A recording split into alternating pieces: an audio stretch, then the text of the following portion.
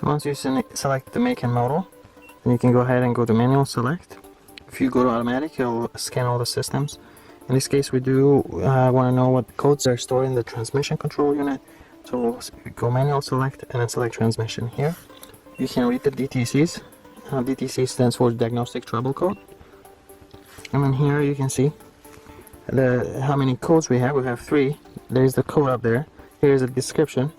And down here in the bottom it has the status. If the code is in a present status, then you cannot erase it without fixing that problem first. To erase the code, you can press escape, then go back, go to clear fault memory. And then here, do you want to erase fault memory? If you delete fault code, stored events will also be deleted. We'll press OK. And trouble codes erased successfully.